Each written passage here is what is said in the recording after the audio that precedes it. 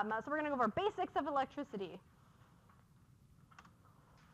Now, membrane potentials, and we'll talk about how this happens as well. But I'm talking about a membrane. I'm talking about a cell, the membrane, that phospholipid layer on the outside of a neuron, because a neuron is still a cell. And then there's some potential that happens there electrically wise. Now, some things with membrane potentials. One, neurons are highly irritable, which means it doesn't take much and they're going to do something. Like if you're irritated and someone just says one bad thing and you just go off, neurons are like that too. It doesn't take them much and then they get all excited and do something. So they can respond to some stimulus, and it doesn't always have to be a very big stimulus, but they respond to a tiny little stimulus and they create an action potential. They recreate a nerve impulse. They are going to create electricity. They're going to create, make this electricity move. Now, the impulse, this electricity is always the same. It doesn't matter if it's a strong stimulus or a weak stimulus. It's just going to create electricity. Strong or weak, creates electricity. Now, my basic principles of electricity.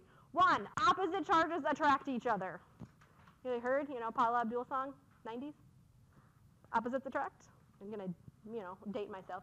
Opposite charges are attracted to each other, which means if they want to flow towards each other, it's going to take energy to separate them. And I'm like, oh, there was my little Paula Abdul. And I'm like, it takes energy to separate the charges because they want to go towards each other. That's kind of, like passive. They want to go towards each other. And I'm like, it's active to push them apart. When they are allowed to move towards each other, so when the charges, positive and negative, are allowed to move to one another, energy is released. If you let this positive go towards the negative, it releases energy. You've now just created energy by allowing them to go together. If the charges are separated, the system has potential. Now, some of my players in my club axon, and I'm like, sometimes this action potential thing, and I'm like, students hate it. So I try to make as much fun with it so you have a visual of, this is a club going on. My players I have is my because it starts with A, naturally good girls. They're all wonderful. And they're attracted to my negative, my bad, oops, I can't spell, bad boys that are already inside the club. So my naturally, NA, good girls are attracted to the bad boys. And some girls are like, yeah, they are. Good girls are attracted to the bad guys. And I'm like, or the bad boys. And I'm like, they're my negative proteins on the inside. They want to get in. That's the whole goal today. My naturally good girls, my NA wants to get in. They are attracted to the negative that are inside. Now, the fact that I have separated them, there are closed windows or the bunks are at the door, that has potential. Because I have lots of positive outside and it's negative on the inside. And I'm like, if I allow them to flow together, I can release energy. But this has some potential in it because there's a difference in charges. Now, some electrical terms. Voltage is just a measure of how much potential energy is generated by this separated charge, positives on one side, negatives on the other. It's just a measurement between 2 points,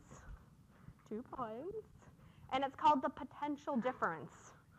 And I'm like, the fact, if I've got a bigger difference, I'll have more potential energy. Now, we're talking about, difference, and I said, I'm like, the greater the difference, greater the charge difference, the higher the voltage. Now, right now, I have 7 on the outside, and I don't have any NAs on the inside. That's a difference of 7. And I'm like, if, don't write it in here, but if one of these was gone, and I only had 6, there are now less positive on the outside. There's less of a difference. 6 to 0 is only a difference of 6. And I'm like, there is less difference, less potential energy. If I drew in a few more sodiums, and now I've got 10 sodiums on the outside, that's a bigger difference. 10 versus 0, the greater the difference in charge, the greater the potential energy if I let them flow towards each other. When we talk about current, and you're like, oh yeah, electrical current is the flow of ions. What's an ion?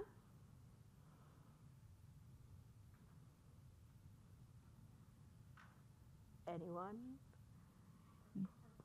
a charged particle, like sodium is charged. And I'm like, my negative proteins. I even have some potassium girls, we'll talk about later. And I'm like, when I have ions moving, because they have these charges to them, current is the flow of ions. And I'm like, that's all it is for electricity. Now, resistance is something that is trying to slow the flow down of the ions. It's just not letting them get where they need to go. Now, some of my roles of what's going on. One, I do have some proteins that serve as selective membrane ion channels. These are going to be my windows and some doors. There are proteins, because this is a cell here. My club axon is a cell along the axon. And if you're like, what's this all again? Remember, here's your neuron, there's your axon, you got little axon terminals. This club, right there. And I'm like, and along the membrane, I have protein channels. Just like you have proteins on the outside of your cell membrane, allows things to go in and things to go out. And I'm like, I have proteins as well. Now, some of these proteins on the outside of the membrane, these channels, some are leaky channels. We call them non-gated. And some are gated. Now, I have closed windows and open windows. Which one do you think the leaky non-gated channel is? The open window. My open windows are my non-gated channel. Always open.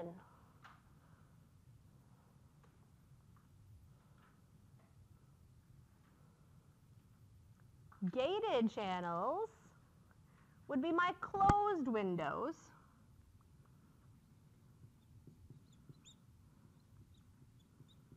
And when you think of like a gated community, it's closed until you open up the gate and then things can go in and out. But until then, it is closed. Now, for gated channels, if there are things closed, something has to trigger them to open. And there are 3 things that can trigger a gated channel to open. One, a chemical. There's some type of chemical that will say, you need to open. We call it a chemically gated or ligand-gated channel. Usually, if there's a neurotransmitter, we'll get more into the neurotransmitters of the muscles. The most common one is acetylcholine. It's just shortened to ACH. Voltage-gated channels. These are ones that are going to open if there's any change in electricity difference. So a little bit of electrical difference, it will open these closed windows, my gated channels. And there's another one called a mechanically gated channel. There is some structure, like some physical structure that will open it up. I've got a picture on, well, all 3 of them. A chemically gated channel, some type of chemical. We're going to say, here's my neurotransmitter, my acetylcholine. And I'm like, something is going to, this is normally closed. Normally there's your closed window. But if something attaches to this particular protein, causes it to open. So it's just a chemical sticks to it. For this one, we've got positive on one side, negative on the other side. What happened to the positive and negatives on this one compared to this one? They flipped. And I'm like, it went positive, negative, now it's negative, positive. And I'm like, something chemically, flipped. Some positives got in or some negatives got out. And I'm like, they flipped. This kind of flipping opens it up and allows now sodium to get in. I'm going to say the mechanically gated, it's not my best illustration, but I'm like, we've got something that physically keeps that channel closed. Something will come around and physically open the lid up. I don't really care about mechanically ones today. I care about chemical ones and voltage ones. So, my gated channels, my closed windows, if I open them up, ions will diffuse across the membrane along their electrochemical gradients. Now, when we were talking about passive transport, what moved in passive transport? Molecules or solutes. And they went from what concentration to what concentration? High to low. And I'm like, and that's what happens with different types of chemicals. Now, with electrochemical gradients, we're still talking about a difference But instead of going high-low, high concentrated, low concentrated, I'm talking about positive on one side, negative on the other side. Now, along chemical gradients, they want to go high to low. That's your passive transport. We've already talked about it. In an electrical gradient, differences in charges, they flow towards the opposite charge. Positives want to go where the negatives are, or the negatives want to go with the positives. Opposites attract. Opposites attract. When it comes to these ions. So the ion flow, the fact that sodium want to go in, and I'm like, this ion flow creates an electrical current, and your voltage is going to change. We're getting some basics. Opposites attract. Takes energy to separate them. If we let them go towards each other, we release energy. Now, at rest, meaning nothing's happening in my club yet. And I'm like, at rest, just hanging out itself, we have approximately a negative 70 volts. And I'm like, approximately negative 70 millivolts in a neuron cell on the inside. So the cytoplasm side, the cytoplasmic side of the membrane, is negatively charged compared to the outside. So I've got my negative proteins in here, all my positive, my naturally good girls on the outside, they want to get in, but they're not in yet. That means to start, it is approximately negative 70 millivolts, just hanging out, because there's lots of negative on the inside and lots of positive on the outside. And the difference is, negative 70. Which is why on this little diagram, which I'm going to draw a little thing here, we start at negative 70 at rest. Now, yes, it can change a little bit. Anywhere between negative 40 and negative 90, but in general, at rest, it's negative 70. The fact there's a difference in charges, we call it polarized. And I'm like, that there's a separate charge, there's a difference in charges, we call it polarized. Now, this negative 70 difference is because of what's in the intracellular fluid, that's my ICF, and what's on the extracellular fluid. The negative on the inside, positive on the outside, and I'm like, there's a difference of things in there, which gives us this negative 70 inside. This, again, is just showing, here's my little chunk, here's my little subaxon hanging out right here. And I'm like, positive on the outside, negative on the inside. At rest, it is approximately negative 70 millivolts. Now, what can really happen, what's actually causing this negative 70? Yes, your extracellular concentration, or extracellular fluid, has a higher concentration of sodium, my naturally good girls, on the outside compared to the intracellular. Now, some of these are balanced out. The charges are balanced out. There's a few chlorides out there. I don't care about them. They don't play into my story. And I'm like, but there's some chloride ions out there. Now, on the inside, my intracellular fluid has a higher concentration of potassium ions. And I'm like, on the inside compared to the outside. You're like, potassium has a positive charge as well. Yes. And I'm like, it does. Now, my potassium ions, because I have my naturally good girls, these, and I'm like, these are my, we call them my K girls. These are the girls that just walk around and are like, K, K, K. They're very ditzy, but they like to hang out in the bathroom because that's where the ditzy girls like to hang out. And I'm like, they're in my bathroom portion of my club.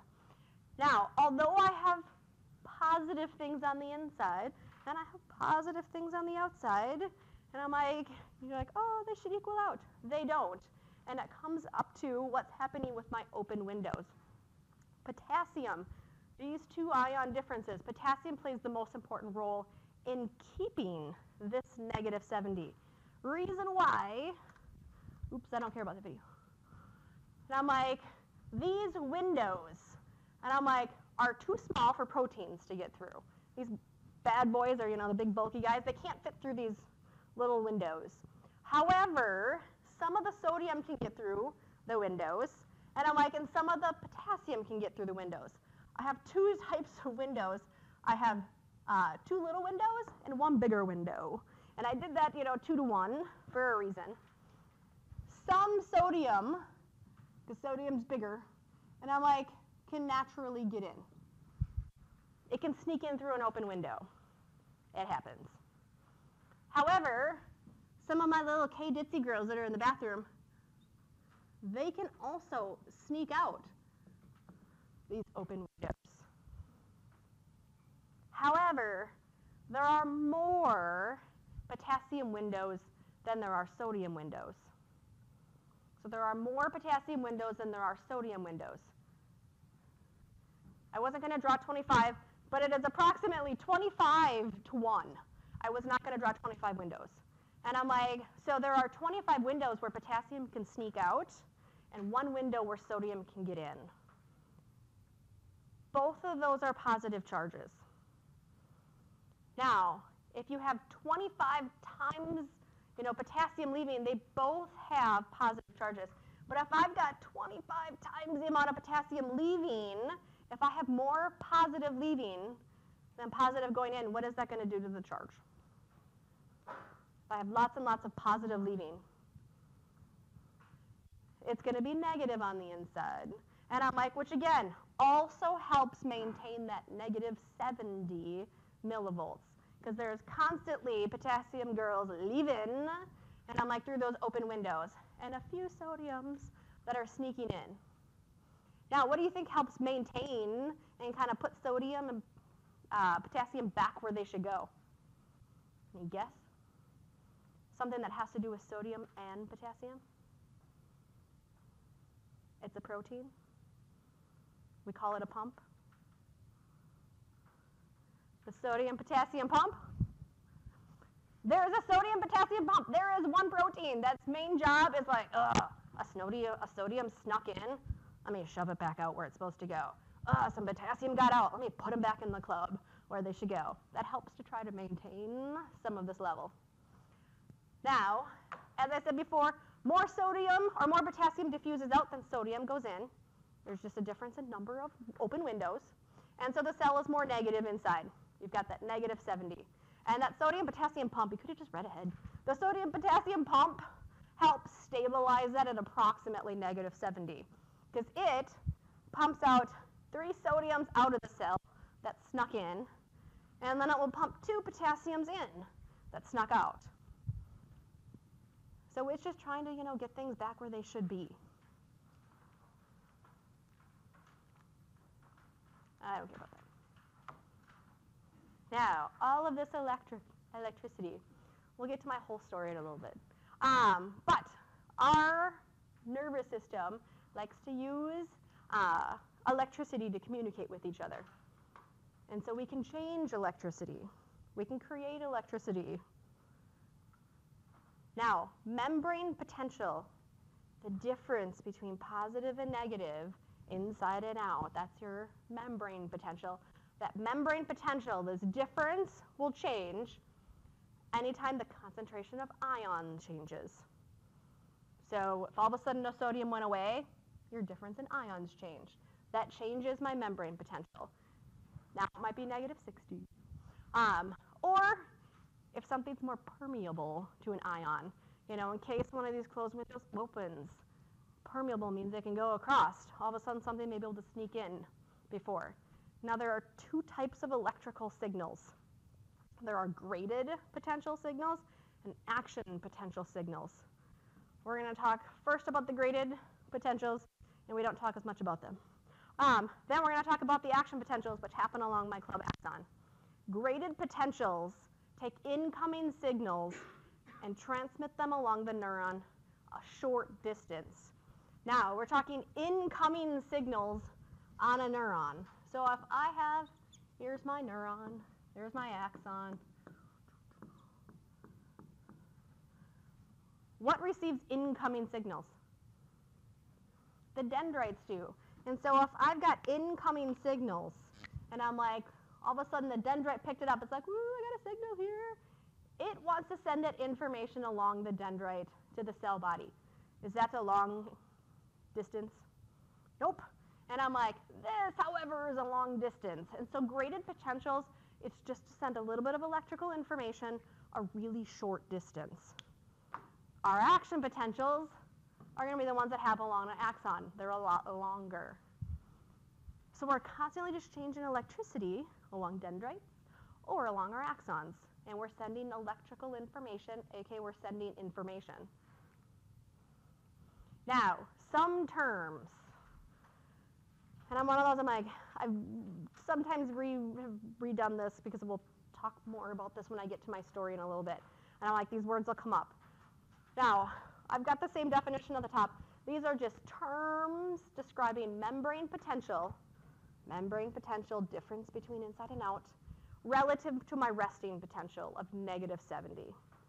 So if I'm at rest at -70 and I change that, I've got these terms, because it's no longer -70. The first term is called depolarization. It's a decrease in membrane potential. For example, I'm not going to draw anything yet. I will in a little bit.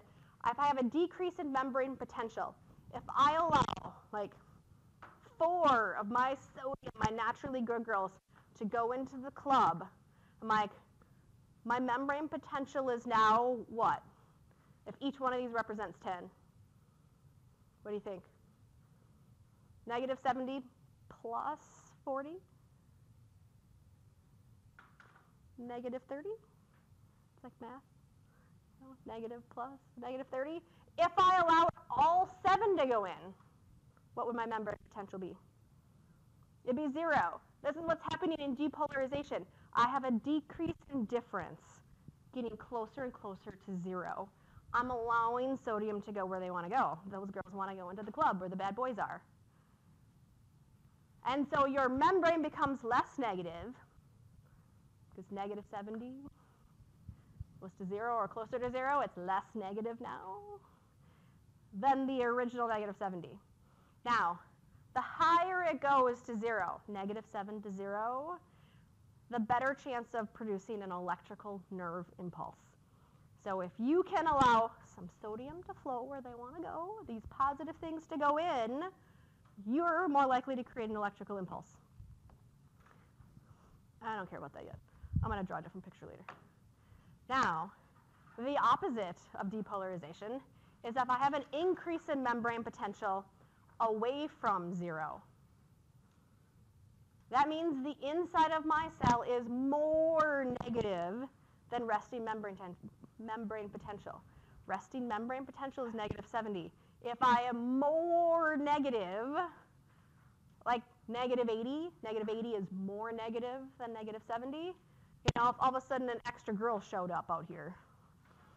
And I'm like, that would be called depolarization. I've, increased the difference between the outside and in.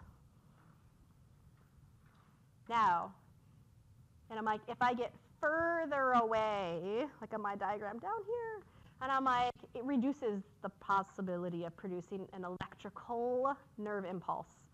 So depolarization, this will make more sense when I draw everything out too. And I'm like, depolarization, and I'm like, I allowed some to go in, some positive to go in. This is no longer as negative. It's getting closer to 0. And I'm like, that increases my chance of producing electricity. If I did the reverse, and I'm like, and I've got more sodium on the outside now, that increases your chance, or decreases your chance of producing a nerve impulse. It's like, oh, I've got these extra girls now I have to do something with. Now, this will make more sense in a second. Graded potentials. These, again, are short-lived, localized change. We just change the electricity in one small area. They don't go very far. Dendrite to the cell body. It's not a big, long difference.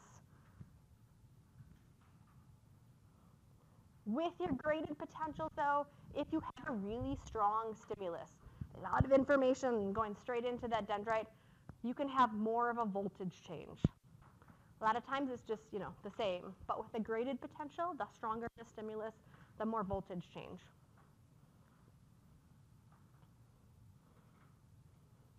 Now you can have depolarization happen, you can have hyperpolarization happening. That's just, farther away from 0 or closer to 0. And it's triggered. There is some type of stimulus that opens an ion channel. It would open a window. And I'm like, so something comes along and it tells the dendrite, open one of your windows. Now, if this window's open, what's going to want to go in? A sodium's going to want to be like, look, an open window. We don't need to go past the bouncer anymore. And I'm like, and they'll go in an open window, and then we change the electricity by doing that. So something's gonna, some type of information is gonna come to the dendrite, and you saw something, you felt something, and some information went to a dendrite, and it's like, ooh, open one of those windows. We have sodiums moving, that's ions moving, we now have electricity happening. However, the electricity doesn't go very far. And I'm like, so here's my stimulus, and I'm like, whatever it is, you were poked. Apparently that's supposed to be like a needle. You were poked and you received some information on your skin. And I'm like, and it allowed one positive to sneak in. One positive went through in one open window. And I'm like, and we created a difference there. However, what that will do, when one goes in, and I'm like, that sodium went in, and it like started to open the other windows. It's like, ha ha ha, I'll open the other windows. And more sodium go in. I'm like, however, it doesn't take very long and someone realizes that these windows are open. They will shut the windows right away, and your information doesn't travel very far. I'll find another picture. Not the best. And I'm like, it travels a little bit away from that original stimulus, but not very far. Windows go shut again. This is just showing it was at resting membrane potential of negative 70. A few sodium went in. Some positive went in. This became more positive. Windows got shut, and the sodium-potassium pump gets it back to normal. But we can send enough electrical information to make it to the cell body. Now, action potentials. This is where I care about. This is the main way neurons send information, the main way neurons send signals to each other. They're over longer distances. Axons are longer. And again, like they run the entire length of a nerve, from like your spinal cord down to your toe. I'm like, that's a really long distance to send electrical information.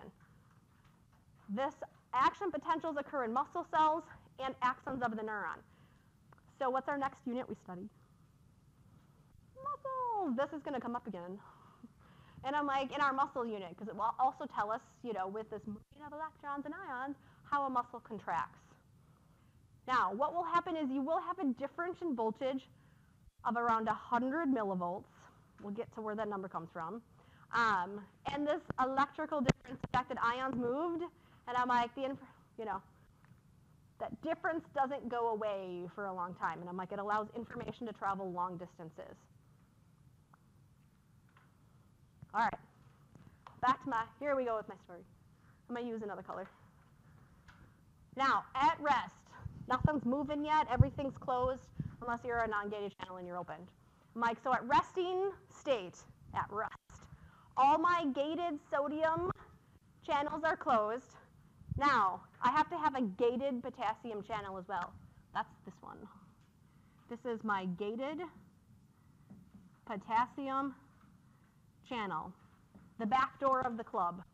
So who's going to leave through it if I open it?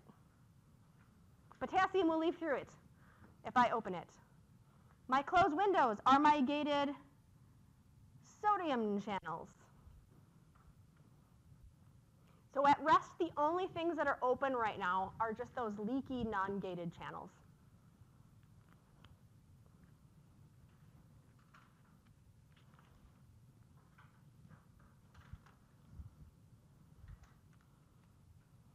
Now, what happens next?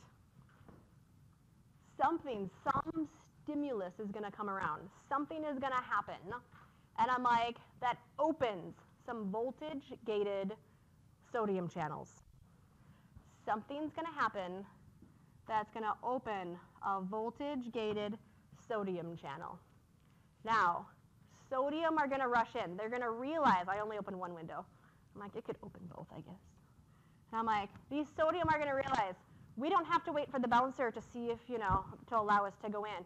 There is an open window here. Something sends some type of information, the window's magically opened. The sodium are going to go in.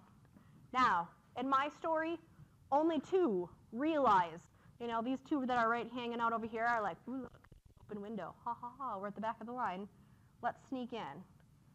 Two go in, and only two.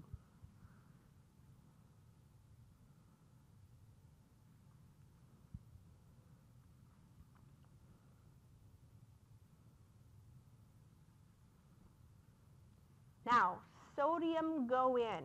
Now, when 2 go in, what does that do to this charge of negative 70? It becomes what? Negative 50, which I was going to say, I'm like, I should have changed this. Because it's like a 2. I'll just add to it. Because it's in parentheses. If we hit somewhere between negative 50 and negative 55, there we go. My 2 sodium went in. There we go, they snuck in. I now have a difference. My membrane potential is now negative 50, negative 55-ish. Depends on the book, depends on, I don't know, how picky our cells are. I'm less negative, because I'm more positive. And what happens when these 2 sneak in is they find other windows, and they're kind of like, well, not even other windows. They're the ones that are like, oh, look, we snuck in. Guess who's going to see the fact that 2 sodium girls should not be there? Who wasn't allowing them to get in? The bouncer. And the bouncer's like, oh, look, 2 girls snuck in. Bouncer goes away. Door is no longer blocked. These sodiums that went in, they raised the membrane potential, they created distraction, and now there are more open windows and or doors. It's a positive feedback. When some windows opened, other windows and or doors will also open. Now, if you have an unblocked door, who's going in? More sodium. All of them. I don't know why I use pink. Stick with my blue. All of them are going to go in. Not only are all 7 now in the club, and I'm like, if you're a girl and you figured out a way to get into a club, you're going to tweet about it, I don't know, Facebook, Snapchat, whatever. You're going to find other people, you're going to tell all your friends about it. And after all 7 went in, 3 additional friends showed up. They also went in. So they're like, we got in. Haha, this is the way to get in. Bouncer's distracted.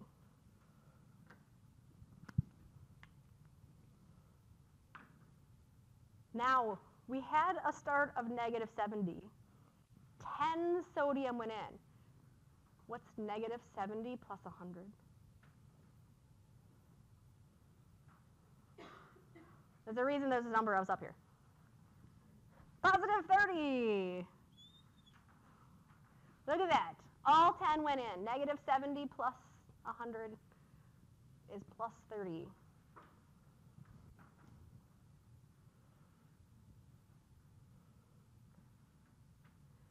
Now, the fact that 2 snuck in and then distracted the bouncer, so now you have this other open channel. When 2 sneak in, it's called hitting threshold. If you change the difference from negative 70 to negative 55 or 50, somewhere in there, because they can open the windows, and I'm like, we've hit threshold, they'll open all the windows, they distract the bouncer, all those sodium rush inside the cell. This is depolarization. Yay! Label it. I need another color. This right here, this going up, is depolarization.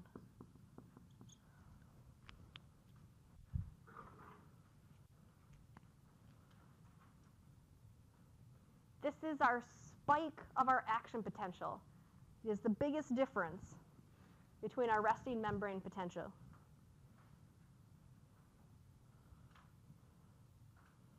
Now, all 10 of those sodium rushed in. Who's going to be mad that some girls got in? The K girls and? Well, no, they like it because the bad boys like the good girls too. The bouncer's going to be mad, like, oh my God, all of these girls got passed, I'm going to get fired.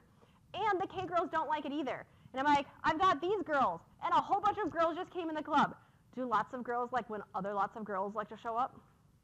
No, they're all catty. And I'm like, so where do you think they go? they're going to leave. And at the same time they leave, the bouncer goes back into play. The bouncer will return. Bouncer's back. And when I hit that spike, the back door opens. And we get to what's known as the repolarization phase. So my sodium channels start to close. The bouncer's back in place. He makes sure that the windows get closed, so no more sodiums, extra girls coming from wherever, can go in. And the back door that allows all those potassium girls, those K girls, because they don't like to be crowded, opens. The K girls don't like it. They leave. Now, at this point, at that very top, we've closed the sodium. No more sodium can get in. And we've opened the potassium. So if you have my K ditzy girls leaving, what charge do they have? Positive. If you have a lot of positive leaving, what's going to happen to the charge? It becomes negative again. This is repolarizing.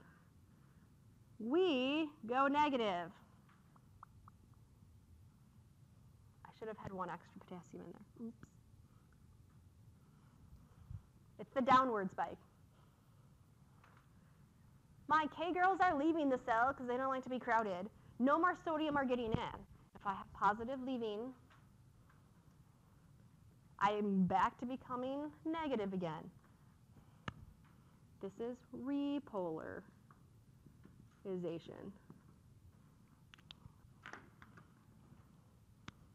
We want up in here.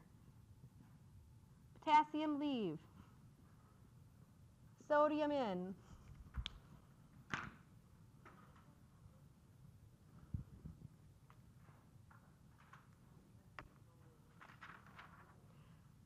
However, some of the potassium channels, this little backdoor area, remains open usually a little too long, and you have more potassium leaving than sodium went in, which is why I should have at least had one extra girl.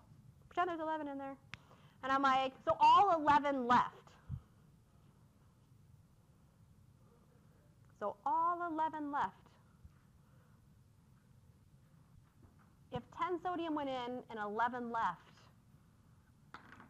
when those potassium leave, they create a charge, we'll just say negative 80-ish because I only picked one extra additional one. But it actually becomes more negative than resting. More potassium left than sodium went in. Became more negative than resting. This is called the hyperpolarization. Like, we're not just repolarizing and resetting. We're like excessively going beyond.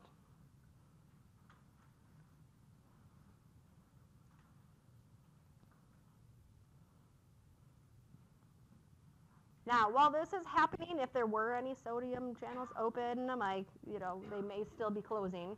But everything's starting to reset. We're starting to move sodium out if we can. And I'm like, that sodium-potassium pump's got to get active now. And I'm like, and that sodium-potassium pump will eventually get this back up to, oops, keep pink, negative 70. We just had that little dip because too many potassium, too many K girls left.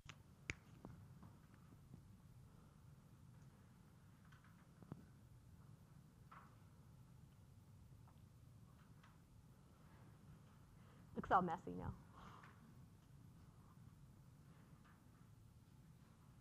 Now, this is like what I tried to draw.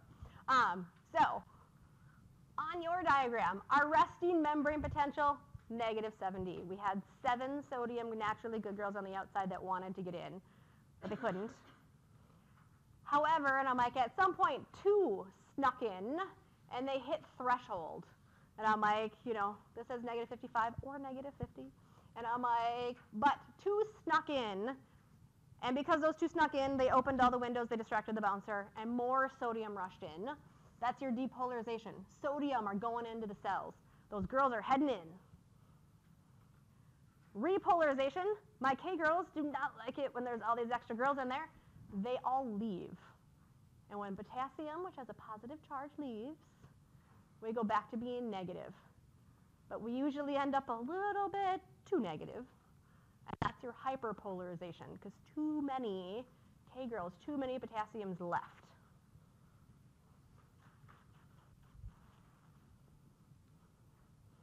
Now, my little note back to my threshold, the fact that I hit that -50, -55. For an axon to fire, for an axon to go through all of this, it has to hit that threshold of -50, -55. If only one went in, it would be at -60. Would an action potential happen? Nope. And I'm like, because if only one sodium snuck in right away, and I'm like, it's, she's not enough to open all the windows and distract a bouncer. Two have to go in to distract the bouncer. So we have to change the difference somewhere between -15, or between 15 and 20. That's whether we go from -70 to -55, that's the 15 difference, or -70 to -50, that's the 20 difference. It means two girls have to go in. It's when they do. If two girls snuck in, they open other windows, they distract the bouncer, and sodium is more likely to go in. That permeability, the fact that it can move in, increases. More sodium are going in than potassium are leaving, because they're not leaving yet. And because they open other windows, it is a positive feedback. There's not a lot of positive feedbacks in the body. This is one. Sodiums go in, through a couple open windows, they open more windows indoors. Now, the fact that I'm like, of hitting threshold, if you hit threshold, this whole thing will happen. If they don't hit threshold, nothing happens. It's an all or nothing principle. It's either you're going to hit threshold, and once you do, all those sodium channels, doors, windows open, the whole action potential happens. If you don't hit threshold, nothing happens whatsoever. It's just like, oh, a sodium got in. One of those sodium potassium pumps is going to just kick it back out later anyways. Now, how it sends information. We created this electrical difference. We created an action potential by changing electricity from its normal -70. Now, when sodium go in, when those sodium rushed in, who did they tell? Their friends. They tweeted about it and Snapchatted or whatever else they do. And I'm like, and do you think only 3 other people, 3 other girls heard about that Snapchat, tweet, Facebook, whatever they do? Nope. And I'm like, what's next to, if we're talking downtown La Crosse, what's next to every bar downtown? Another bar. What do you think's next to this club? Another club. And I'm like, when these sodium all rush in and they start, whatever doing they're on Facebook tweeting, whatever, yeah, they'll get a few other sodiums to follow. However, they are now telling the next bar, hey, sodiums, we know how to sneak in the window and, make all of this happen. And I'm like, and so next door, there's a whole nother club. I'm not going to draw it twice. And I'm like, but there's a whole nother club. When this happens once, it tells the next cell right down the line how to make it happen. It tells those sodium girls how to sneak in and distract the bouncer.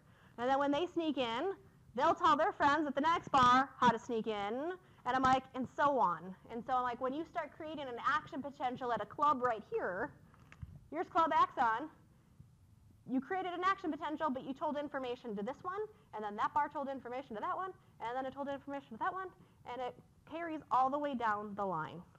And I'm like, it's the propagation of an action potential. They just keep telling the next club, and I'm like, how to make this happen, how to distract the bouncer. So each one just causes another action potential at the next one. It always happens away from an action potential. And I'm like, so you can't create an action potential here and then an action potential here. This one can't go backwards. Only because it takes a little while to reset, and the bouncer's already alerted what's going on. So it always has to go away from the original. So it travels in one direction.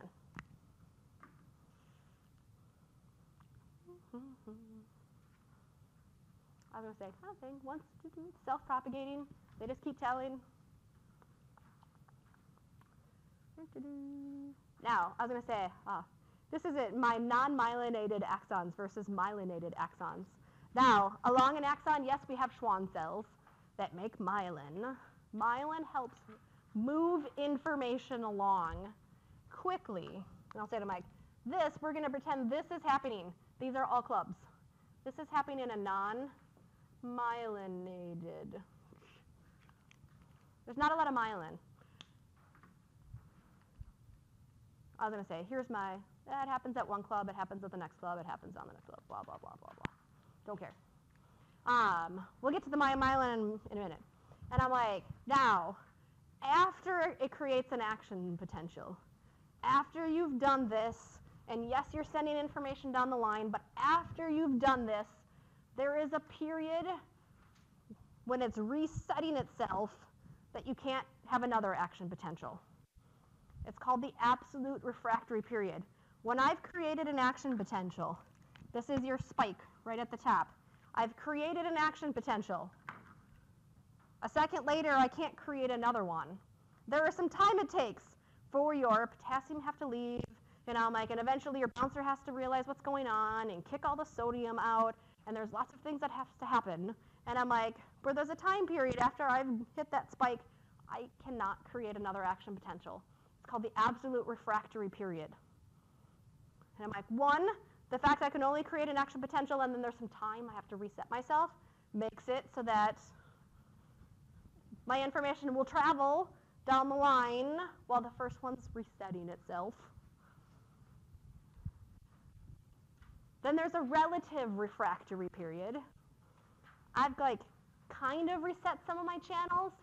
Some of my sodium have been kicked back out, but not all of them. Some of my potassium channels are still open, not all of them. I'm repolarizing at this state. I'm getting back to normal. Now, my analogy for an absolute refractory period and a relative, which is nothing science related whatsoever, after you flush a toilet, can you flush it again right away? Nope, because what's happening? It has to fill back up. It has to reset itself. That's exactly what's happening during an absolute refractory period. Right after you flush it, it has to reset itself before you can flush it again. However, when it's almost done resetting, can you flush it? Yes, but sometimes you have to hold the flusher down a little longer, to really make it flush. And I'm like, it's harder to make an action potential happen during a relative refractory period. It's still resetting, it's almost done, but it takes a stronger stimulus to make it happen, or that's you holding the lever down even longer. And I'm like, it just takes a stronger stimulus because it's not completely ready yet. So it just takes a little bit extra to get an action potential to go. This is showing my absolute refractory period. When my action potential is happening, I can't create another action potential. And I'm like, relative refractory period, I'm starting to reset myself. I'm even almost, to the bottom of resetting because my potassium are all left and my sodium channels are closed. But it would take a really strong stimulus to create another action potential anywhere in here because I'm not back to normal yet. I'm not back to normal until I'm back to my -70. So it just takes something really strong to get there. Now, along an axon, if you have a Schwann cell, you have myelin. Myelin insulates and prevents leakage of charges. They prevent leakage of open windows. They prevent leaky sodium and potassium from getting out. We don't want things leaking around because it may change potentials where I don't want them changed.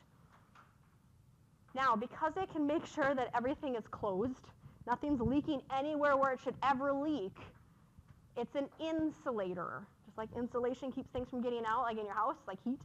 And I'm like, it's an insulator. It prevents things from getting out. And I'm like, it's keeping all the windows closed, everything.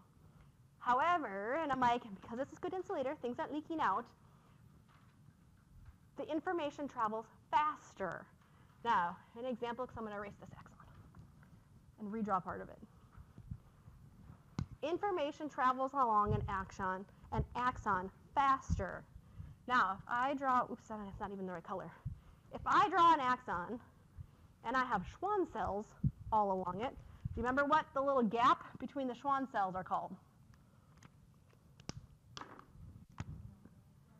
The nodes of Ranvier. So here's a Schwann cell, here's a Schwann cell. I should make them bigger. And I'm like, I can't see. There's my Schwann cell. Here's another Schwann cell. Here's another Schwann cell. There's my Schwann cells. There are gaps called nodes of Ranvier where there is no myelin.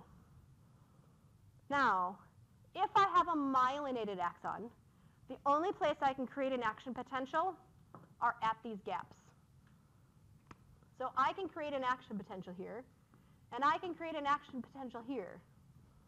However, to get from this spot, this node, to this node, you have to jump. So I have to create this action potential, has to jump to that node. And then this, an action potential here, would have to jump over to that node, and would have to jump between these gaps. It is faster to jump than to walk. When you think about when you take the stairs, is it faster to go downstairs one step at a time or to jump 3 steps at a time? 3 steps at a time if you don't fall. And I'm like, but that's what's happening here. It's called saltatory conduction. The fact that my electrical information, my action potential, can jump from node to node, information travels even faster in the nervous system if I have myelin along my action potential. Now, my always thing, I'm like, our dog's name is Salty, so I was like, oh, she likes to jump. Oh, saltatory conduction. I should have called her saltatory, but cooler. So this is just showing, I'm like, non-myelinated, it's like walking 1 step at a time. If you have these big Schwann cells making lots of myelin, here are my gaps.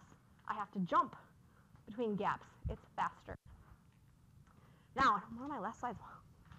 I'll finish on time. Now, the nervous system works, information can travel from neuron to neuron. So I've got a cell body, I have dendrites, at the end I have an axon terminal, which I shouldn't have drawn so big. What do you think's over here? It's another neuron. And I'm like, where you would have, and I'm not going to be able to draw the whole thing. I can curve it a little bit. Here's another neuron, here's an axon. Here are my dendrites. I should have drawn different colors. That the axon terminals from one neuron will attach themselves to dendrites of another one. So when information travels along, it can travel right to the dendrites, which receive information, and then can keep traveling along. This area between the end of one neuron and the start of another neuron is called a synapse. They're junctions where either 2 neurons meet or a neuron and, say, a muscle cell.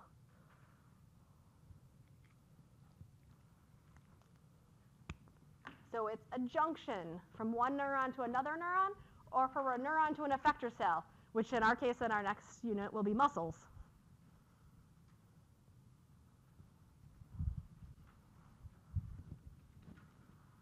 This is just showing, here's your axon terminals. There's some dendrites of the next one. And the axon is, the synapse is where they're joined. I got 3 minutes. See how fast we can go. I don't know how many questions I had. As a general rule, the greater the potential difference in charge between 2 points, the what? The voltage.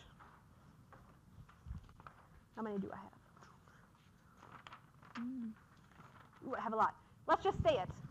Anyone know? Pink or orange? Pink. There we go. Only because I want to get through them all in 3 minutes. So the greater the difference, the higher the voltage. Sodium ion concentration in the cytoplasm of a neuron does what when the voltage-gated sodium channels open? They increase. Because they all want to go in. When these open, the sodium go in. Which type of potential does not decay with distance, meaning it can go a long time? Long time. Action potentials. I got lots of action. They're the ones along an axon. Action for axon.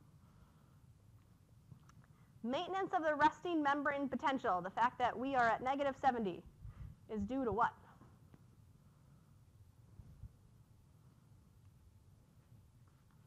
What do you think? It is green. It's that sodium-potassium pump, and for that sodium-potassium pump to constantly be kicking sodium out where there's already sodium, and kicking potassium where there's already potassium, it requires ATP. Depolarization of the neuron refers to what?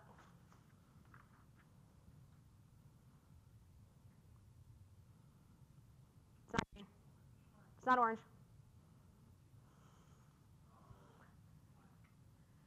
It's pink. A reduction in membrane potential. Depolarization is when they're going in. I have less of a difference of outside sodium to inside sodium when they're going in. Neurons generally repolarize once the membrane potential reaches approximately plus 30 millivolts. Because what happens? What happens at that plus 30?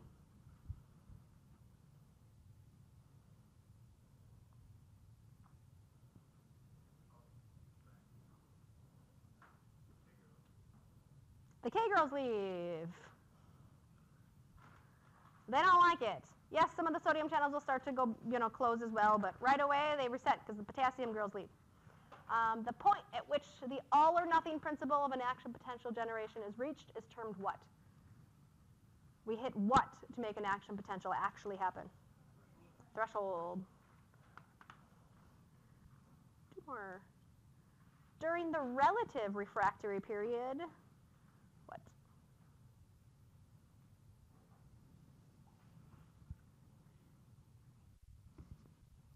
It's green.